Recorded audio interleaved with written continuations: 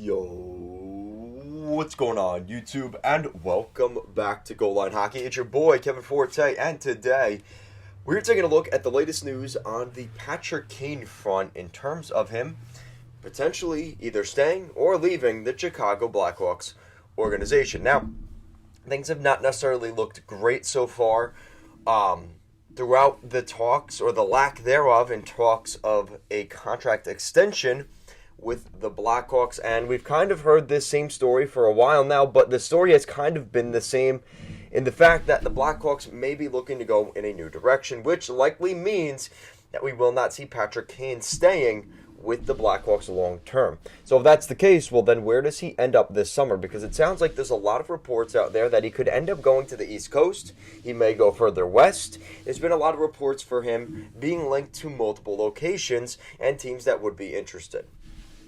Now, to start off with, the reason that I kind of wanted to make this video, and this was the main point, let me see if I could find it. I apologize for the wait here, guys. So basically, what we were hearing was, this was from Frank Saravelli. This is the first one. He said the Blackhawks are expected to talk with Patrick Kane soon to see if he has interest in a trade. Again, they're kind of trying to draw that out of him because they're not talking extension, right? So the fact that they're coming to him asking if he still wants to, do you want to get traded now? You want to get traded now? It doesn't sound too optimistic in terms of him staying there long term. We also heard from Elliot Friedman. He wonders if the Los Angeles Kings would make a pitch for a guy like Patrick Kane, and I think they definitely would. I would expect most of the league to be trying to make a pitch for Patrick Kane. And then that was kind of followed up with an Athletic article, which was kind of entailing, the situation in Chicago just hasn't been that great. The stars are kind of aligning to him maybe moving on from the Blackhawks organization. And the big thing that has kind of pulled him to want to stay in Chicago is the legacy, right? He wants to be the all-time leader in Blackhawks history in goals, in points, in games. And he will not be able to do that if he leaves that team this year. He's 34 years old, has spent his entire NHL career since the 2007 NHL draft with the Chicago Blackhawks, won multiple Stanley Cups, but it sounds like the Blackhawks are more leaning toward trying to trade him, and even though Patrick Kane is a little more uncertain one way or the other, it kind of sounds like it's being forced upon him that he will not be there much longer. Now, we heard from that Athletic article, they were kind of mentioning a couple of different teams that could be in the mix for Patrick Kane. One that has been a favorite for a while now is the Buffalo Sabres. The Buffalo Sabres are kind of turning things around. They have a lot of cap space still in the midst of their rebuild. They've got Owen Power, J.J. Paterka, Rasmus Dahlin, who is one of the point leaders for defensemen this year so far. I mean, there's some really good young core players there in Buffalo. Tage Thompson. So, to the Buffalo Sabres, considering that's his hometown, he's from Buffalo, New York, you have to guess that there is probably a little bit of mutual interest there. The Colorado Avalanche was also discussed in that Athletic article, mentioning that obviously all the superpowers that are over there, guys like Nathan MacKinnon, Cale Makar, Gabe Landeskog, but again, the salary cap side of things, it's going to be quite a stretch to see that deal get done. But again, they won the Stanley Cup last year. You have to think that Patrick Kane would have some interest in going there.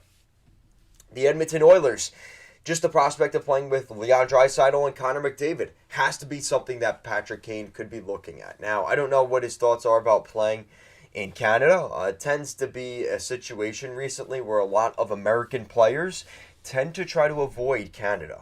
I just think with the way the politics and just kind of crossing the border and stuff, I think it's something that a lot of American players, they like playing in the States, That's kind of the appeal of playing in North America. It's still there, but they'd rather play in the United States if they can, if they're from the States.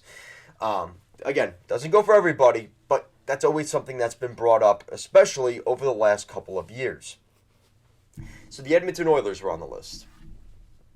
Now we get to two interesting teams because they're very close to each other, and there's definitely reason to believe that he could go to either of these teams. Now, I would say the front runner for Patrick Kane at this point is the New York Rangers. The New York Rangers have been in the mix really for the last 8 months. Since we've been talking about Patrick Kane maybe getting traded, the Rangers are always in the conversation. The key thing you have to look at here is a couple of different things. First thing is Manhattan, right? You're playing in Manhattan. You're playing in New York City, right? There is definitely an aura to that. One of the nicest arenas in the entire National Hockey League. That is something that is going to play into it. And I think if Patrick Kane has to decide between one team or the next, something like that could be the difference.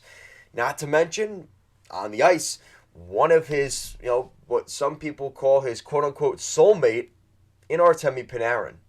That's right, you guys remember, Artemi Panarin was a member of the Chicago Blackhawks, was drafted by the Blackhawks, ended up getting traded in the Saad deal to Columbus, and then he ended up with the New York Rangers in free agency. So there is definitely reason to believe that if you want to talk about the appeal of playing in New York, playing in Manhattan, they're going to probably have the money. They're going to have the prospects and draft picks if they decide to trade for him before the deadline. The Rangers have all of that. And not to mention they have his, what some people call his soulmate in Panarin on the New York Rangers. Then there's the other New York team, the New York Islanders. And the Islanders are in the mix for a little bit of a different reason. Now, this is kind of interesting because, Patrick Kane, whenever they play the New York Islanders, is always makes it a point to mention Matt Barzal. Sees him as just a unbelievably talented, skilled hockey player, and is a guy that he talks about very, very highly of whenever they play the Islanders. And is a guy that you kind of look at and say, I think there is that little bit of fascination there with playing with Barzal at some point in his NHL career. And you look at where the Islanders are right now in the playoffs in the standings, they're ahead of the Rangers, they're ahead of the Sabres and the Oilers and even the Avalanche. Out of all these teams I've mentioned, the Islanders are the highest up in the standings. As a team that could potentially win that Metro Division, depending on what happens with the Devils. And they're in New York. And again, the Barzal appeal. And they've got some stability there on Long Island. They have a great new building there. So that is something that maybe Patrick Kane says, you know what, they are in desperate need of a goal scorer. They seem to be more offensively minded than they've been under Barry Trotz, under Lane Lambert.